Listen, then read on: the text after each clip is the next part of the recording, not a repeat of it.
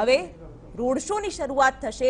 Road શોનો આખો route છે તેના પર અમિત શાહ લોકોના ઘર ઘર સુધી પહોંચશે અને લોકસંપર્કનો એક પ્રયોગ ભાજપ દ્વારા અહીંયા કરવામાં આવી રહ્યો છે। આજે અમિત શાહ ગાંધીનગર લોકસભા બેઠક પરથી ઉમેદવારી પત્ર ભરવાના છે અને ઉમેદવારી પત્ર ભર્યા પહેલા મેગા રોડ શોનું આયોજન કરવામાં આવ્યું છે।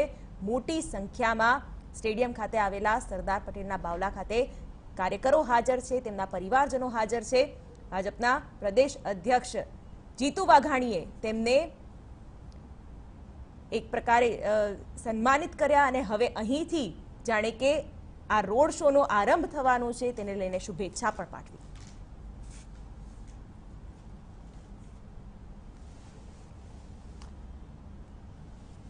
તો હવે થોડી જ વારમાં અમિત શાહના રોડ શોની શરૂઆત તે અંગેના પડે પડના અપડેટ આપના સુધી પહોંચાડતા રહીશું। હાલ રોકાઈએ એક બ્રેક માટે।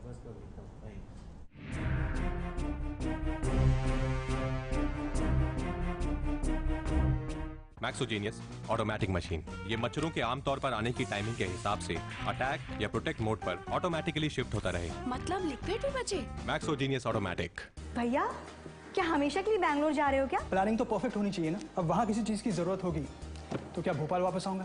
लेकिन वहाँ अपना आधार अपडेट करना नहीं भूलना। आधार अपडेट? हाँ।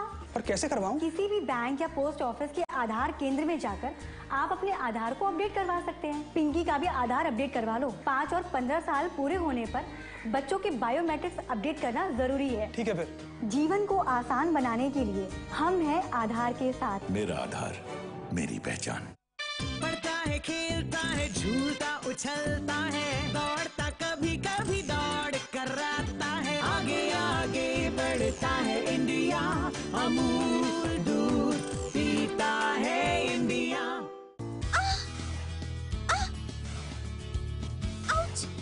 દુખાવાથી રાહત મેળવવા ઓઇલ અને બામ લગાવાય છે પણ તેનાથી સંપૂર્ણ રાહત મળતી નથી। જી હા, દુખાવાથી સંપૂર્ણ રાહત મેળવવા માલિશની જરૂર નથી। My doctor pain relief oil. હું જાઉં છું ડોક્ટર। Okay bye. શું તમે પણ? હું સૌનો ડોક્ટર છું પણ મારા બધા દર્દનો ઇલાજનો મારો doctor my doctor pain relief oil. ખભાનો દુખાવો, ડોકનો દુખાવો, ગોઠણનો દુખાવો, કમર દર્દથી છુટકારો મેળવવા my doctor pain relief oil. तनिक 2-4 ठुमके हमारे लिए भी लगा दो बसंती। सुपर डांसर में पहली बार बसंती स्ट्रोबिंग सांभा और बसंती की एक अनोखी प्रेम कहानी। बसंती रोज नाच ऐसे रोज। सुपर डांसर चैप्टर 3 आज रात 8 बजे सोनी पर।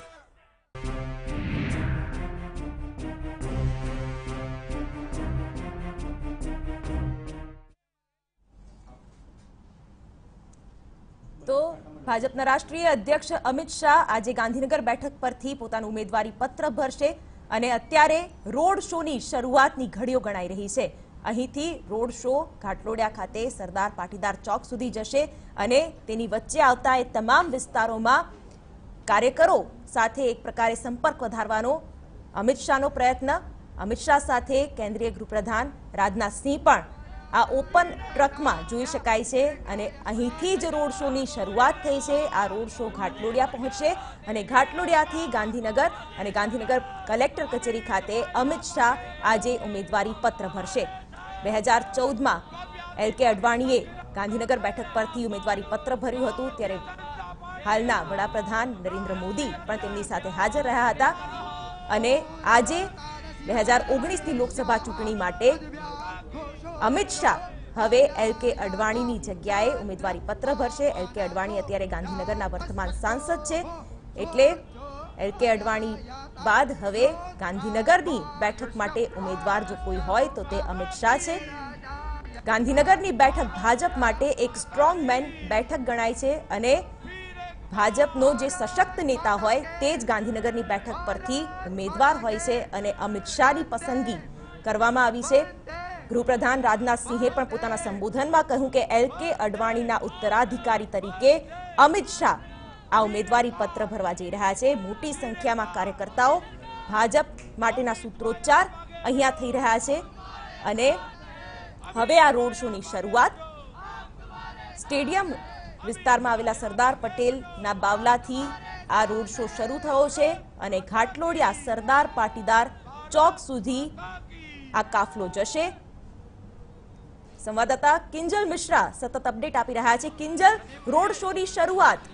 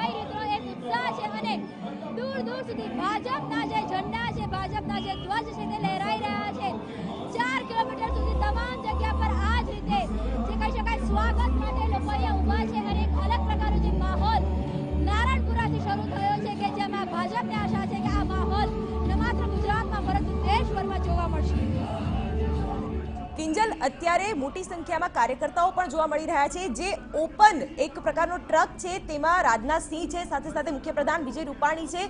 દિગ્ગજ નેતાઓની હાજરીમાં આ રોડ શો પસાર થઈ રહ્યો છે. કદાચ કહી શકાય કે ગુજરાત માટે અને ખાસ કરીને અમદાવાદ માટે આ ઐતિહાસિક દ્રશ્યો.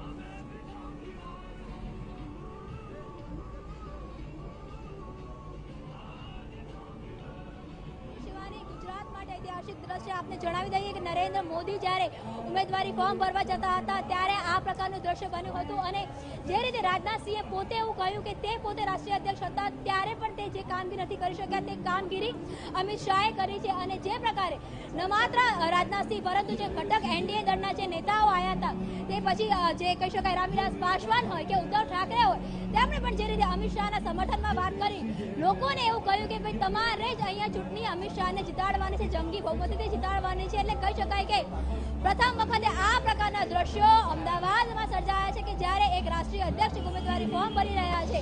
નારણપુરાની આ સંઘવી સ્કૂલમાંથી પોતે જે રીતે અમિત શાહે વાત કરી કે એક બૂથના કાર્યકર્તા તરીકે રાષ્ટ્રીય અધ્યક્ષ બને અને જે રીતે લોકોનો પ્રતિસાદ મળ્યો, આપ જોઈ શકો છો કે હજુ પણ રથ અહીંથી નીકળી ચૂક્યો છે, પરંતુ લોકોની અહીંયા આવન જાવન શરૂ છે. જે મહિલા કાર્યકર્તાઓ છે, મહિલાઓ છે, તે પણ તેમની સાથે જે ઝંડા છે ઝંડા લઈને આવી રહી છે. એક જે માહોલ છે, માહોલ બનવાનો નહીં પરંતુ એ કહી શકાય કે માત્ર આ જે માહોલ છે એ આપણને માત્ર સ્મારક પર નહીં પરંતુ 4 કિલોમીટરમાં આ જ પ્રકારે આ આપણો જે માહોલ છે જોવા મળી રહ્યો છે. મોટી સંખ્યામાં મહિલાઓ જોડાઈ છે, ભાજપના ઝંડાઓ સાથે રસ્તા ઉપર લોકો જઈ રહ્યા છે. હજારોની સંખ્યામાં આજે લોકો અહીંયા જોડાયેલા છે, મહિલાઓ અહીંયા જોડાયેલી છે. તેમની સાથે આપ જોઈ શકો છો કે કેટલા જે કહી શકાય કે 12 વાગ્યાનો સમય છે, તડકો છે, પરંતુ લોકોમાં એક અલગ પ્રકારનો ઉત્સાહ છે. લોકો પોતાની નેતાને જોવા આવી રહ્યા છે, ભાવિ ઉમેદવારને જોવા આવી રહ્યા છે. અમિત શાહ માટે અહીંયા સ્વયંભૂ જે ભીડ છે તે જોવા મળી રહી છે. એટલે કહી શકાય કે જે આખો માહોલ છે તે અહીંયા એક જોવા મળી રહ્યો છે આપણને. શિવાની, બિલકુલ